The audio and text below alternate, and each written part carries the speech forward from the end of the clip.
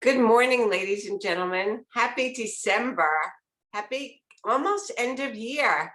And what a great way to end 2021, a year that has been certainly a year of great change, by talking to and listening to experts talk about the power of brand evolution.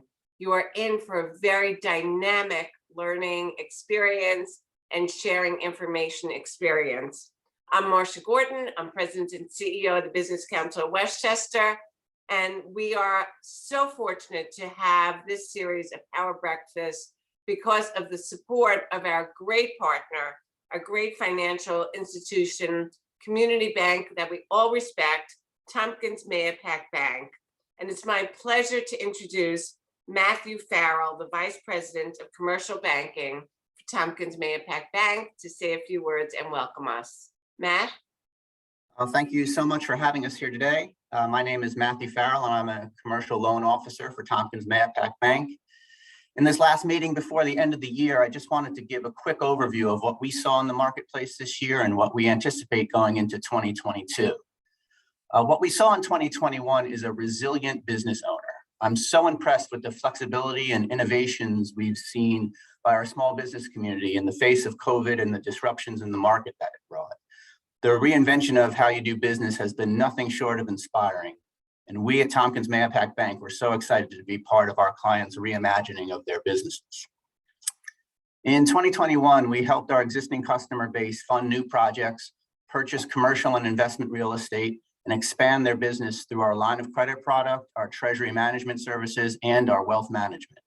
We also welcomed a record number of new clients into the fold who were unhappy with the level of service they were getting at their current bank and wanting a more personal, old school feel to our banking relationships. So we feel very glad that that happened and very proud of our performance. In 2022, we remain committed to doing business at full capacity and look forward to continuing to reach out to our business community to help in any way we can. We anticipate another year of ups and downs, but we're confident we can help our clients through any uncertainty the marketplace might reveal. I encourage all of you to reach out to us with any questions, personal or business, that you may have. We're always here to help. Another important milestone for our bank heading into 2022, and the perfect segue to this morning's topic of brand evolution, is the rebranding of our bank to Tompkins Community Bank. This will be the name of our bank across all of our affiliates, and we feel it better represents us as one bank with one name for all of our clients, regardless of geographic region. You'll start to see new signage going up soon, and we're all very excited for the change. So in closing, let me wish you all the happiest of holidays, and we look forward to seeing you in the new year. Be safe and have a happy new year. Back to you, Marcia. Thank you, Matt. What you said, I loved all of the words that you used: resilient and innovative and community. And one of the things that we have talked to so many Business Council Westchester members about is the fact that the community partnerships that they've had, and especially with good financial institutions, have helped them survive this really, really tough time. So to Tompkins Mahopac Bank, you have helped businesses survive, you have helped the region's economy survive, and not only survive, but move forward in a most positive way. We love the new brand, and congratulations to Tompkins Community Bank. I think we're going to be calling you after this. So thank you so very much. It's my honor now to introduce our moderator, Julie Cottino, who is a global branding expert, a best-selling author, and founder and CEO of Brand Twist. She helps clients unlock fresh twists to stand out in crowded markets and achieve breakthrough results. She has led hundreds of successful corporate branding and rebranding projects for clients such as Virgin, Dobbs Ferry Schools, TD, Ameritrade, and Tyra Banks. So you have a very, very eclectic and diverse clientele. And most important, she supports small businesses and solopreneurs by helping them amplify their impact through her brand school interactive learning program. Julie, the program is yours. Welcome to our great panelists. I look forward to the event. Thank you. Thank you, Marcia, and thanks for inviting me. And thank you to our power panel for the power of brand evolution. I'm really excited to introduce them to you, which I will do first, and then we will get going with our questions. So I want to introduce you first to Natasha Caputo. Natasha is a native New Yorker and a longtime Westchester resident, and she has been Visit Westchester County's Director of Tourism and Film for the last 10 years, and is the county's strongest advocate for driving tourism and visitor activity to Westchester. So thank you, Natasha, for being here and for keeping the Westchester brand that we all know and love so strong. And I next want to introduce you to Bali Lambi Boye. She is the Vice President of Development at Feeding Westchester, Westchester County's largest nonprofit hunger relief organization, where she oversees fundraising, marketing, communications, corporate relations, community engagement, and volunteer services. Oh my goodness, that's a lot of things, and such an important organization at such a difficult time for so many in our community. So thank you for being here, and thank you for all the work that you do. And I also want to introduce you to Mary Claire Riley. Mary Claire is the Vice President of College Marketing and Communications at Iona College, overseeing the college's branding and rebranding efforts after a career which has spanned many companies, marketing and brand development in both the corporate education and nonprofit world. So you're going to be able to speak and cover everything today, because I think it sounds like you've worked in every sector. And last but not least, I want to introduce you to Daniel. Daniel Spitzer is here dialing in from the West Coast. So thank you for joining us so early in the morning. And he is the Chief Revenue Officer for Anatomy IT. So welcome to all of our panelists. So I want to start before we get into the individual questions with 5 key questions that I get most often when talking about rebranding. And I had the pleasure of speaking to the panel last week and getting to know them. And we all agreed that these were 5 questions that have come up in their own branding and rebranding journeys. So I'm going to keep them very simple. But the first is really, how do I know when it's the right time for a change? A lot of you out there are probably thinking, maybe I should change my brand, but how will I know when's the right time to sort of pull the trigger and get that done? So when? How do I know when? The second question is, how far do I go? Do I need an evolution or a revolution, right? And both are valid, and I think you're going to see examples of both of those strategies from our panelists. The third is, how do I do it? What's the right process? What are the steps? Who do I involve? How long does it take? The fourth is, how do I tie it to fundamentally the mission or the business objectives of my organization? Because rebranding should not be just a creative exercise. It takes too much time and too much resources for it just to be, oh, we have this pretty new logo. You know, it really has to be tied fundamentally. And then last, this is one that we had a really interesting conversation about, was it's a very emotional process, right? A lot of people are change adverse. Change can be really scary. So how do you bring your organization, your employees along with you, so they don't think we're changing the brand? Does that mean my job is changing? But at the same time, we shouldn't confuse comfort with fit. Okay, so those are sort of the 5 topics. We're not going to go each point by point with the panelists, but I know in their responses, they'll cover the ones that are, most prevalent in their own experience. And then, of course, we're happy to take some questions if you type in the chat box. So Mary Claire, I'm going to start with you because you have gone through a rebranding of Iona College, which was founded in the 1940s, I think is the right date, right? So, and you just need to unmute yourself so we'll be able to hear your responses. That's a really long-standing brand, right? So I'm assuming there was a little bit of resistance to that. How did you know it was the right time to start that journey? What was the catalyst for rebranding Iona College. Sure. Thank you, Julie. I'm so happy to be here with all of you. And talking about branding and rebranding is one of my favorite things. So I love revisiting the process. So I had been at Iona for a little over a year when we started the process first we were initially going to just revamp our website. We recognize that most of the people that interact with Iona first do so via our website. And we really knew that it was about 7 years old and it needed to be fresher and really reflect user interface trends to reach prospective students. So we started down that path and did a really thorough RFP process where we requested proposals from other agencies to find a partner to help us revamp the website. And at the same time, we were about to go through a presidential transition. President Kerry, who's a fantastic leader, joined us in the summer of 2019. And when he came on board, we immediately brought him up to speed on the process that we were going through with the website and posed the question, like, can we rebrand at this point too? Is now the right time to reflect his vision? When President Kerry came on board, he was adamant that higher education is a really competitive landscape, even more so now than ever before. And he had a really strong vision for what Iona was going to become, really tied to our history, but really taking us to the next level and the next chapter. And to really do that and do that well and do that really clearly and explicitly, internally and externally, we needed to rebrand ourselves. So we went through and initiated the process to not only do our website, but also rebrand the college completely, both visually and how we position ourselves.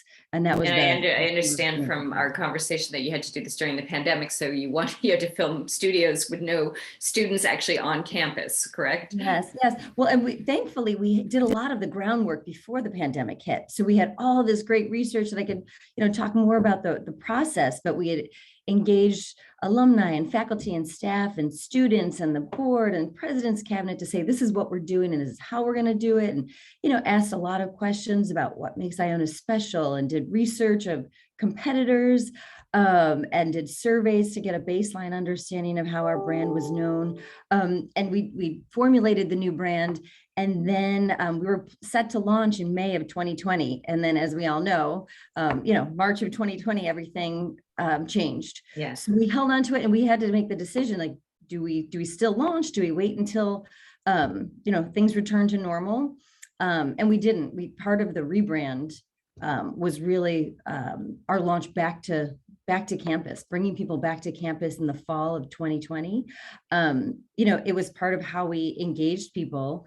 Of course, we had to launch it all virtually, do virtual town halls instead of doing in-person events, which would have been really exciting and fun.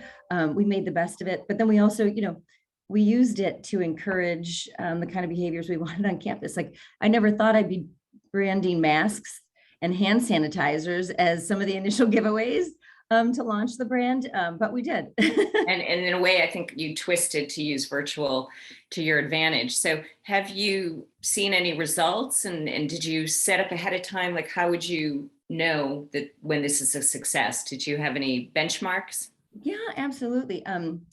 Like I said, in the initial phase, when we were gathering information about, we wanted to hear from faculty, staff, and students and alumni, what makes Iona special? What, what are the great things that differentiate us from any other school out there? So we did that survey, but we also asked people, likelihood to recommend and how strongly they agree with certain statements. So we would have some quantitative benchmarks to compare to after the brand launch. So we have the post-brand survey that's ready to go out, but we wanted to give people a chance to not just have their experience with the pandemic be reflected in the results. So now that we're all back on campus and experiencing the brand in person, we'll be launching that survey and hopefully be able to compare quantitatively how people's feelings about the brand have changed. Excellent. So lots of great lessons in there. Get stakeholder input, be flexible. Things have come up, use things to your advantage. The video that you have on your website is fantastic. Maybe you want to type that web address in the chat box. And before I move on, what's the one new message that you want everybody to get about Iona? And then maybe we'll get your survey and take it. Yes, please do. Well, we remain true to our legacy and the mission of Iona.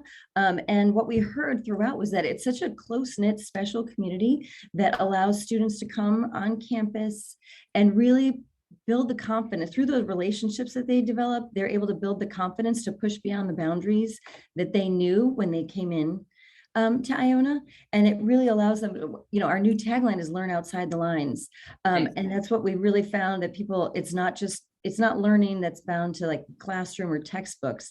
It's really experiences that they have, not just in the classroom, but through the opportunities brought to them, that these relationships that they develop that create. Excellent. We're going to circle back to you after the other panelists, but I also love that lesson of encapsulate your new brand in a tagline, because it's really important to have that one short message. So learn outside the lines. Really great. Fantastic. Thank you. So we're going to move on to Bally now. And I mentioned to you that even before we met, I had used the example of your rebrand in an article that I wrote, because I thought it was so fantastic that you went from the food bank of Westchester, which reminds us of sort of like functional physical place, to feeding Westchester, which is really your benefit. And I read into that, a tangible benefit of feeding, but also an emotional benefit, like feeding Westchester. And I know you're in the unique position that you weren't there at the time that all these decisions were being made. So you've been handed this baby, right? So what are you going to do with the baby next? How are you going to grow it up, and what comes next in the rebranding of Feeding Westchester? All great questions. And thank you everyone for allowing me to be here. So Feeding America went through a rebrand in about 2008. And then we followed in about 2018. And really the primary objective was really to fully engage the public in the fight against hunger, right? Our old tagline and our old brand really only spoke to, like what you were saying, really only spoke to the service and didn't inspire, right? And so we wanted to make sure that we were deepening the conversation, we were rallying the community around the benefit and the value of the organization. We wanted to make sure that people understood we were part of the solution. And we really wanted to elevate the hunger relief programs for greater visibility and involvement, right? Because we've got three major audiences. Those that we serve, those are our primary audiences, our donors, and our volunteers. And so I feel really privileged to have been able to pick this up. So we are still working on how do we make sure that our brand inspires people to be empathetic and kind, to understand that there are neighbors in need in our community. So some of the things that, since, as you mentioned, I've been here a little over a year, some of the things that we have done since I came on board is our tagline used to be, I am feeding Westchester, right? But the rebranding was really about collaboration and how to rally a community. So one of the first things that I wanted us to do is follow that same tone, right? And so we changed our tagline from I'm feeding Westchester to together we are feeding Westchester, nice. Right? Because we understand it takes a village. We don't do this by ourselves. We do this with 200 and plus partners in the community. We do this with the generosity of both volunteers and donors. So we wanted to really inspire the community to understand. So like what they're doing in Iona, we also looked at our website. So we launched a new website in the beginning of September in our Hunger Action Month that really speaks more to what we do, right? So our old line, Food Bank of Westchester, really only talked about what we were doing. Now, and that's what our website really looked like as well. Now our website really helps the community see that we don't just source and distribute food, we also advocate for hunger relief. We convene partners in the community who are also working in this hunger relief space, so we can elevate the conversation, so we can build on the conversation. We are telling our story differently. We are much more, our story is more about how we do this together and less about what we do as the organization. So those are things that we are working on as well. We're working on really making sure that our tone, our visual identity, and our voice really speaks to the primary reasons why we did a rebrand.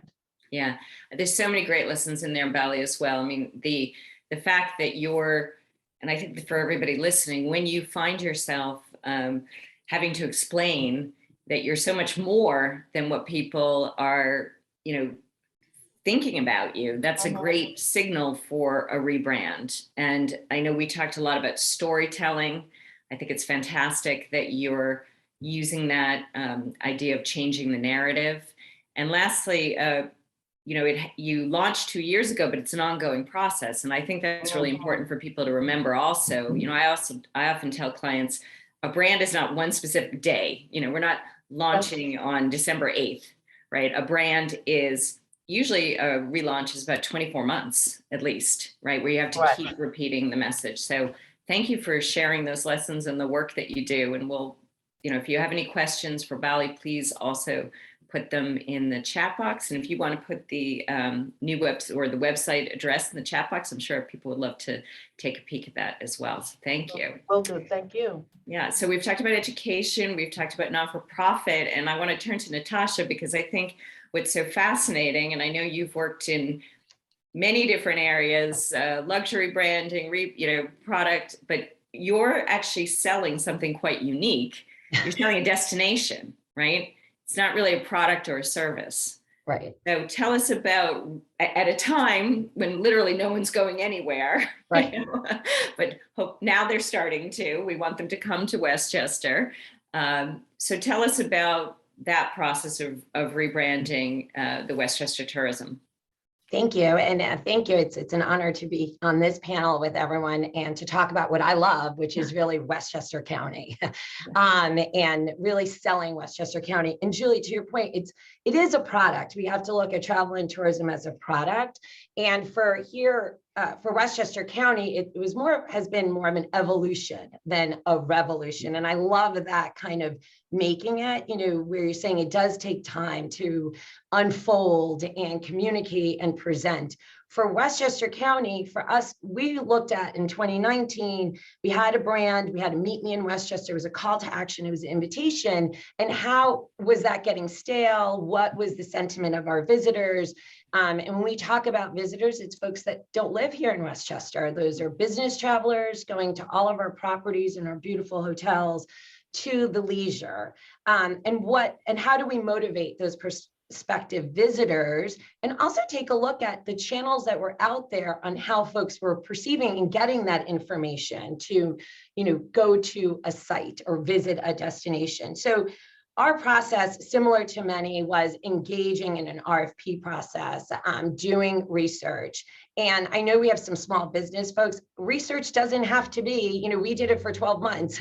Research can be what is being said about you all online or through your feedback comment boxes that maybe you may have at a small business or, some sort of reader survey or any of that, and really listening and to gauge those perspectives. And we took that across our select audience, which we really market in the Northeast as a destination from, further up in New York State, all the way down to Philly, very focused because Westchester to us is the best place in the world, and that's great, but we also have to be realistic about who we can attract and what kind of business from a tourism perspective, right, of coming here and making those top of mind associations, community, who are collective tourism partners, because we have ambassadors that are selling Westchester and inviting you as well. And so the platform we created, and behind I have a little show and tell, because for me, it's very hard to talk about branding without visuals. Yeah, me too. Was really anchor,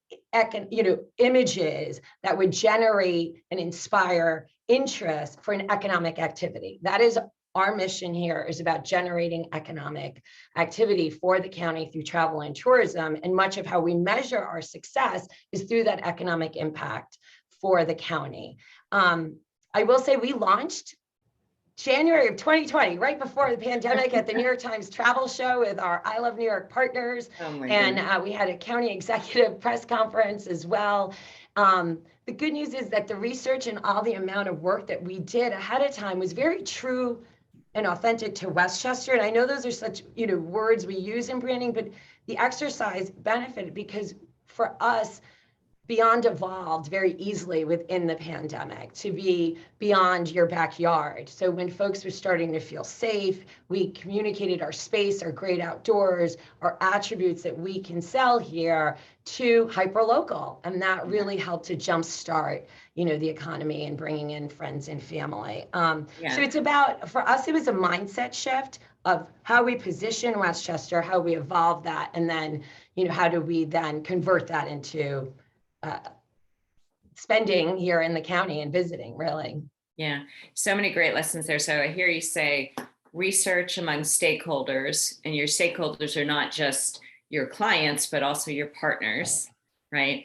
I also heard you talk about an evolution. You didn't change the name, you evolved the messaging and visual. Right. I'm a very visual brander as well. So picture can really communicate 1,000 words. I think and small businesses, such great advice, right? You're right. You can just read your comments. You can use Facebook or Instagram to do a poll. If you don't have the resources to talk to thousands of people.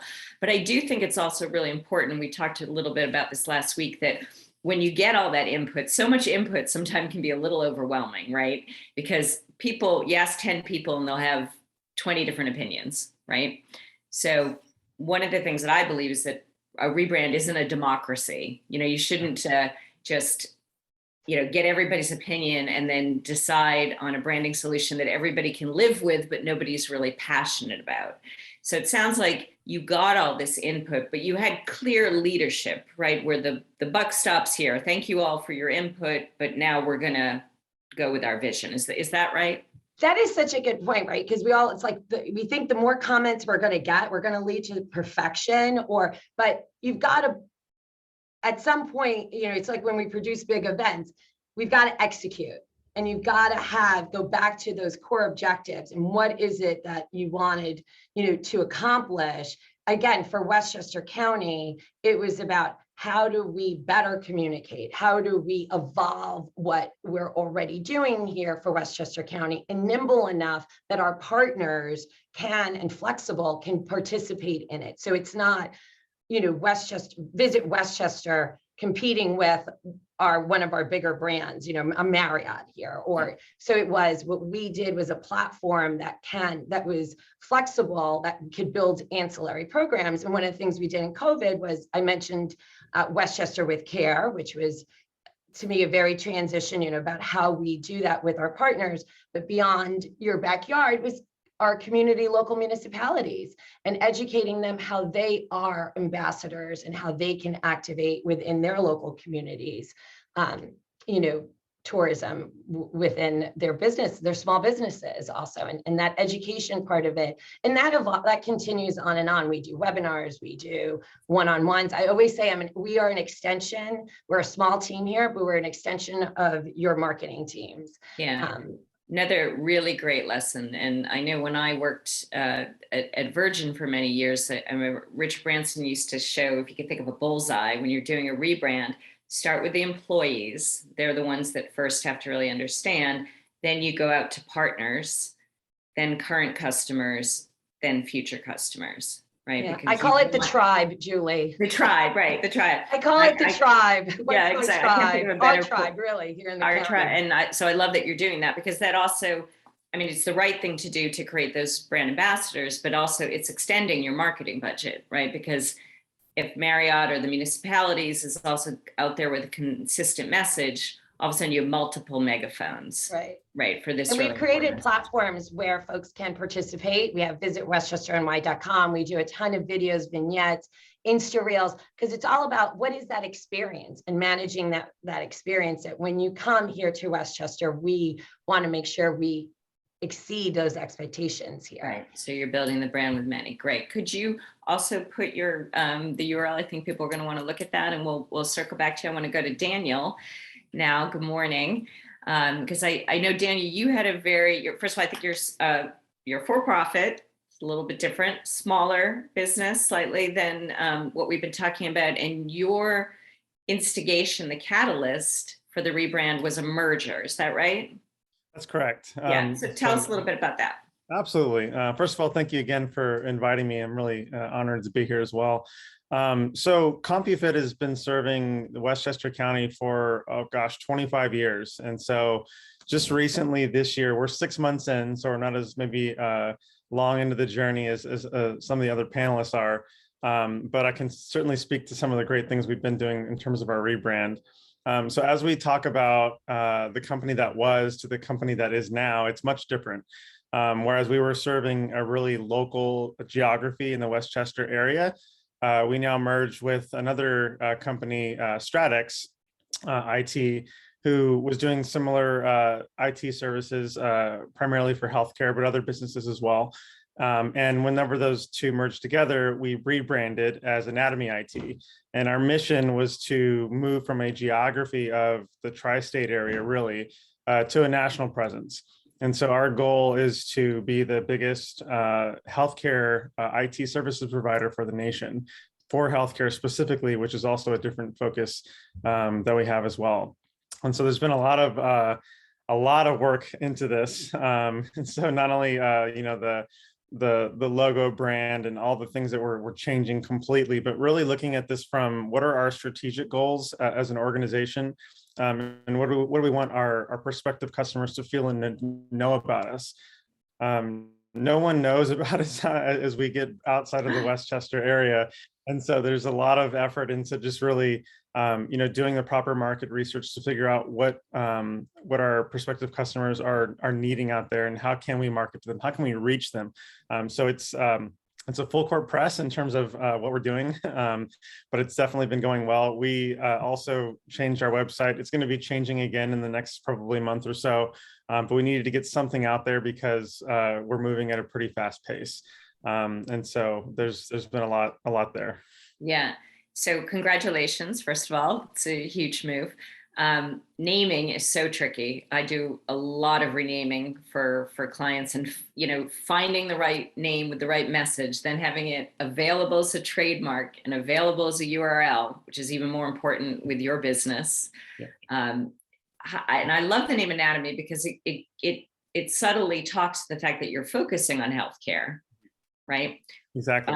So, and I think it's stretchable as well, which is a really important lesson, right? With picking a new name. You don't want to have to do this every 6 months, right? Exactly. No, yeah. God, no, right? Although updating your website frequently, and I think this is something that is really important for people to understand, you should expect, right?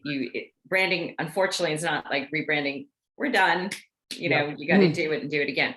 So any advice or wisdom through the renaming process that you want to share? Yeah, for some, it was a admittedly painful exercise, because some people just want to call it something and then just wash their hands of it. But there's a lot more into renaming. So we worked with our marketing partner to really produce a lot of the ideas that really flow into what our strategic goals are. And so there was a lot of names that were produced. Those all had, to your point, need to be checked to make sure that the URL was even there. So we went to even anatomyit.com to trying to look for anatomy.it, and does that even make sense? And so there was a lot behind it. It was an exercise that I think was really, really valuable to us. It really set us up for success. Because to your point, anatomy does play off of what our focus is for healthcare. It also is short enough to not be a really long name, so the URL is somewhat easy to type in, and even as part of that name change, we created the logo to really have that feel of an IT company. That's something that we really it didn't come through with CompuFit or with Stratix very well, and so we really focused on being a more cutting edge company. One of the things that we focus on serving is not only the IT needs, but really the cybersecurity needs, which really go hand in hand in today's age. And so we wanted to feel like a more modern company that understands security, but also is focused on IT and within the healthcare sector. Yeah, I think you did a great job, and great lessons in there. Leave time, right? Because inevitably, if you go to the lawyers the 2 weeks before you're going to launch, you'll find out you can't. You have trademark infringement or something, so build that in. I also hear you saying that you really took a strategic approach to naming. I've worked with clients who, before they come to me, have a contest, where you win a turkey and everybody literally, gets a vote on the name. But sounds like you guys are really focused on your strategic role, on your vision of wanting to be IT and cybersecurity. I think you picked a great name to promote that vision.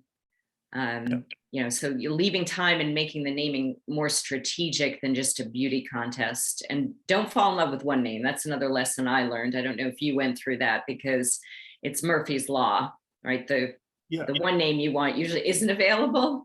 So Right. you got to keep a short list of a couple. Yeah, and it's also important to know, like, even like anatomy in the name, like anatomy.com is taken. It's something we're actually actively trying to look to see if that makes sense to acquire as we scale and as we grow. But there were certainly some names that people were latching onto, and ultimately it's not really a democracy when it comes to this. We want to make sure that we're doing it the right way, the strategic way, a way that really fits into our long-term marketing goals, which is really to create a brand that is a national, well-known, that synonymizes with healthcare and IT services. Yeah, excellent. So a brand that can stretch in the future, really important lesson as well. Yeah. Great. So I'm looking to see if there's any questions in the chat. I think also, Daniel, if you want to put the URL in there, we can keep going. While we're waiting for perhaps some questions, I have one for each of you, which is, what is the one single piece of advice, the one thing you wish that somebody had told you before you started the rebranding that you can pass on? And if anyone's ready to unmute themselves, I'll take it in the order that they come. Who wants to start? Natasha, I see you're unmuted. For me, it was it is complicated. It takes a long time. It was the stress. I had a plan. I had, to me, I'm very like, oh, you talk about strategic, but I knew exactly what we needed to accomplish. So I tried, and I have, to success. I love what we came up with. I call it positive stress. Convert that stress to positive stress in a way of like, go back and just understand that it is going to be stressful, because you are running, across multiple different channels, constituents, and I call it governed by committees, and that's okay. But again, to your say, at some point you've got to make that decision. I love that. So from the very beginning, say this is going to be positive stress. One of the things that I reframe is, I get to do this, instead of I have to rebrand, or I have to do this. I get to do this, which means I have the opportunity and the resources and the support to do it. So I love that. Love that. How about Mary Claire? Sure. That positive stress really resonates, Natasha. I'm going to use that. I think mine is a little bit in that same direction, that there's no, just knowing to yourself or telling yourself, like, there's no way that you're going to be able to know that it's perfect or exactly right. For those of us who appreciate certainty, just acknowledging that from the outset, that there's no, like, if the exact right, perfect answer was already out there, it would just be a matter of like picking it up and plopping it in the right spot. And that's not the case. So just knowing that it's not going to be exactly right or, perfect. There's not one single answer. And knowing that is a big part. But I also think that engaging constituents along the way can help to make sure that it is as good as possible and as right on as possible, and can help to ensure success. So just putting on the list, like having those conversations and just making people feel involved, making people feel engaged, hearing them, putting that on your to-do list as part of the process to create the brand and as part of the process to launch the brand is so important, and can help you increase the chances of success. So smart, so smart. So when you do announce it, people say, yeah, I was part of this. I understand why. I got to, put my opinion out there. And then there'll be brand ambassadors. Really, really smart. Valerie, do you want to add something? Yeah, what I was going to say, one of the lessons that I learned when I worked for Moet Hennessy with the brand director was, don't be afraid of change, right? Change means that you're evolving. Change means that you're elevating the brand, the message. And so that's the advice that I always like to give people is, yeah, change can be scary, own it, step into it, lean into it, but change can be amazing. Yeah. And that's the advice that I always try to give people. Like, it is okay, and change is okay. Yeah. And you even think of instances in your own life, right? I remember when I first changed from my maiden name to my married name 25 years ago, it's like, oh, and now it's very natural, right? And yeah, most great things happen with change. Great advice. Daniel, any additions to one piece of advice you'd give people thinking about this? Yeah, I think that just to remind yourself, this is a journey. We talked about this a little bit. It's not an overnight thing. It's not even a 6-month thing. It's really ongoing until you rebrand again. So just remind yourself that you're gonna face adversity. You're gonna face challenges through this process of rebranding, and it's not going to end. So just embrace the journey. It is fun. I've done this now. I think this is my 5th time doing it. So with that mindset of knowing that, this is a more of a marathon than a sprint. Yeah. That I think helps to really set, but I think it also helps to, whenever you're communicating with your own, colleagues, that this is a more of a long-term change. And I think somebody mentioned engaging them is really important, creating those brand ambassadors, because whenever there is a change, you almost expect that to be a change happening overnight and everything's there. And that's not usually the case. Yeah. So we just got a question in the chat box. If anybody wants to take this, is there anything you would have done differently? If so, what and why? Love having the benefit of hindsight when we're done.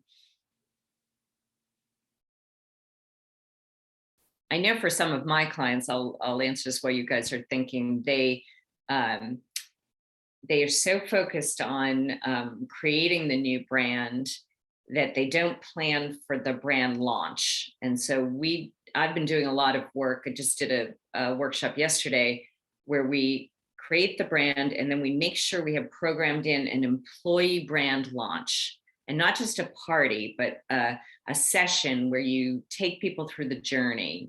Here's who we spoke to, here's what we've considered, this is why we chose this brand, this is what's going to happen next. Too often I see people saying, well, we're launching this to the public on the 20th of December, so I guess we better send out an email on the 19th of December to the employees. That's not the way to do it. You really got to plan that, make sure it's fully settled with your employees or your volunteers, whoever is part of your organization, before you launch it to the public. Does anybody else have anything they wish they had done differently?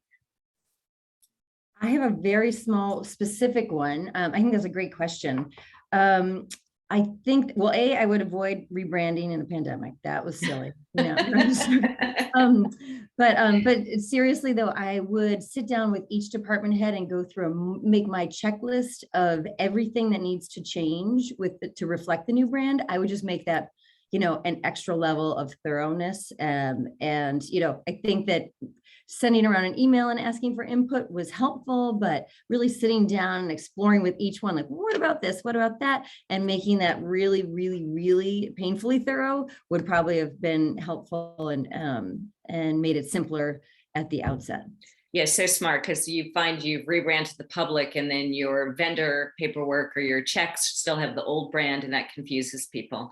Yeah, we've got a question here also from Judith. What advice would you give for entrepreneurs and small businesses? So with a smaller budget and maybe less resource. I know, Daniel, I know you've worked in different size companies. Is there any advice you have?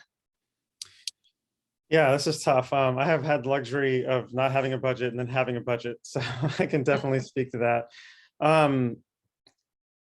Honestly, I think it's more of, it goes back to what your strategic goal is. Make sure that you set that, even if you're a smaller business, there has to be that strategy set early on, or else you can get into a number of weeds that take you down different paths that don't really, you can look back on your finished site and your finished logo and everything else and say, wait a minute, this isn't quite what I wanted. So I think if you really set that direction early on, that will help you. It's definitely going to probably be more roll up your sleeves work. If you're a small business, you're not going to necessarily need or have all the luxuries of resources to really help you.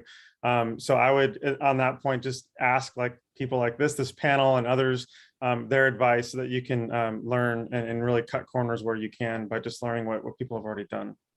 I just want to add to that because I 100% agree. In my brand school, we spend a few weeks on target and strategy and messaging. Once that's gotten to a good place, then we talk about naming or logo, because you can completely go down that rabbit hole of tweaking your logo, tweaking your website, and it's a creative exercise. It's detached from strategy. Once you bake the strategy, even if it's, your strategy coming up just from you and asking a few advisors, as you said, then you know what to judge new names and new logos against. Then you know how to brief a designer so they do it in one take, not 10 takes, which saves you a lot of money. So love that. Love that.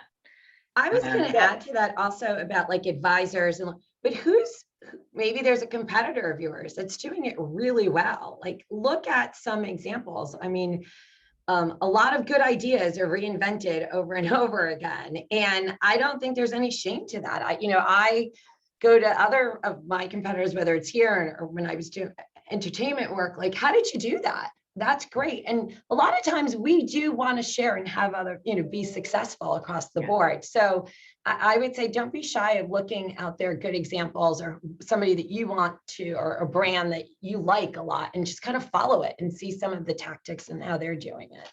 Yeah, that's great advice. I would say look in your category and then twist outside of your category too, right? Because sometimes some categories, everybody's using the same stock image and all that. So looking at a brand that you admire, I often say, go to Starbucks for an hour and just have a cup of coffee and look how they're doing customization, with the different sizes. Look how they use the colors with the green, and how could you twist your brand with Starbucks? And, if you don't get too big a cup of coffee, that's probably, $5 or $6, investment to spend an hour. And just to add to that, one of the things that I would say as well is like, think about how do you want people to talk about you, right? How do you want people to explain you? And so if you understand how you want your audience to recognize you and talk about you, to me, that's a place where you can focus first, right? And also then look at, you may have multiple audiences, but focus on your core group, right? You don't launch into trying to speak to everyone. Right off the bat, especially if you have a small budget, like think about who's your core audience and how do you want them to talk about you? Yeah, excellent. And we got a suggestion from Lynn.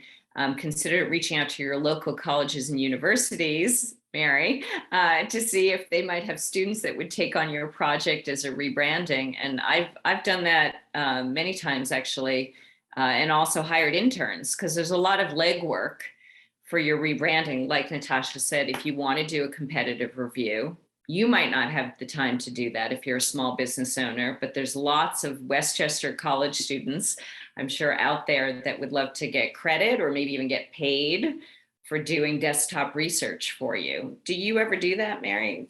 Do you take on projects? Absolutely. I mean, we have classes within our business school and within our arts and sciences school where students will work with local organizations to help them either come up with a branding strategy or campaigns. And the students love it, and it helps them to see real world, how do they apply what they're learning in the classroom. And I think that the businesses and the organizations have such positive feedback and love the insights and the fresh ideas and the energy that our students bring. And then we frankly, we benefit from it as well. Our team always has several student workers and interns who are fantastic focus groups. When you're coming up with an idea that you want to resonate with 18-year-olds, it's much better to go and ask the 18 and 19-year-olds who are in your office their thoughts on it. So they're really a wonderful resource and have such great attitude and energy and enthusiasm. Yeah, thank you, Lynn, for that suggestion. And we're heading into, a lot of students have quite a long holiday break. I know my junior in college is home for about a month. So, you can take an internship at that point or look for an internship in the summer, or frankly, just work remotely, right, while you're at school. So great questions. Marsha, I know we're backing into our time. But backing into, I just want to comment, I've been through at the Business Council Westchester and other organizations, several rebrands. When I started 20 years ago, we changed our whole name. I, to this day, it's one of the smartest things I think our board has made a decision to do, was to become the Business Council of Westchester, completely change the perception of the organization. And that was key. And along the way, we changed our look and our brand a few times. Sometimes I go into people's offices and it's still the old plaque there. And, and I was always a little hesitant to do it, but where we've landed at this point, absolutely love it.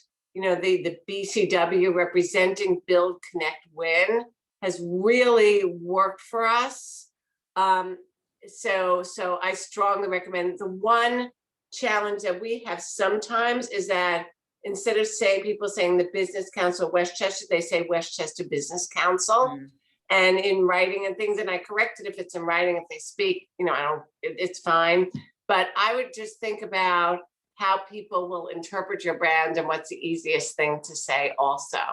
Yeah. So that's just my little, I'm not a market expert like all of you are. Yeah. But well, what was the old name? Just out of curiosity, what I don't think I know. We were the County Chamber of Commerce. Oh, okay. Yeah, so that was a biggie. Biggie. So, and I have to credit, I will say, Dee Del Bello at that point, spoke to me and said, I think this is what you should be. And coming from her, it was outstanding advice. I'm always appreciative of that legacy she gave us. Excellent. So the board approved it, but she planted that seed. And so, very, very much appreciated. And I listen because, especially you have to see how other people are perceiving you. And I think there was some market confusion at that time between us as a larger organization and some of the smaller, wonderful, we love our local chambers, but some of the smaller ones. And by the way, in other markets, the chamber works very well. Rochester went from being the Rochester Business Alliance for years. And they're a big organization run by Bob Duffy, who used to be lieutenant governor. So this is a very sophisticated organization. And they went back to become the Rochester Chamber of Commerce. So, and of course you have the US Chamber of Commerce. So the brand itself, but locally, the perception was different. And there was some outside forces that were driving that perception, and we needed to change that. And we did, and we grew into our brand. So sometimes the brand is something to grow into, and it's a goal to have.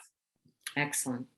So, and then honestly, the visualization of the brand, where we've been in past number of years, and with brand extensions also of the BCW, the Build, Connect, Win. I have this here in my home office for a reason. I love everything about it. So, and it's well received. And I love the message there that the same solution is not right for everybody, right? Yeah. So different equivalents around the state are following different strateries. Yeah. To find the right strategy for you. I mean, in Texas, the chambers of commerce, frankly, are like county government. I mean, it's not a government, but that's the important. Every place has a different culture, and it's important to know where you live and what the culture of your environment is. Excellent. And how you fit in, I think. So I'm certainly didn't mean to take away from all the real experts here. Just wanted to share the perception. The one thing we did do years ago, which I don't think I would ever do again, is we had a contest for the brand. And that was not something that I wound up, though that organization still carries that brand with it. So I guess it did work long term, but I didn't love the results. So work with professionals. It's the right thing to invest in. So I see some comments here, so I'm just going to go to them. Thank you, Laura, and thank you, Carol. So thank you all, and Lynn Richardson. So thank you very much for your leadership at Iona. You've all been fabulous. Julie, we learned so much from you and from what you get everybody to share with the businesses here. So we thank you all for your knowledge, for creating great brands for Westchester County institutions of so many different types, from nonprofit to educational to entrepreneurial to government. It's so important what you do. We thank you, thank you, thank you. Tompkins Mahopac Bank, you are an absolutely fantastic partner. We look forward to helping you spread your new brand. And at this final Tompkins Mahopac Bank Power Breakfast of the year, I just want to, I started off the year by saying, stay healthy, and let's all stay healthy as we go into this, as we continue this holiday season. So thank you all. Have a really great day. Thank you. Thank you to the panelists. You made it easy. Thank you.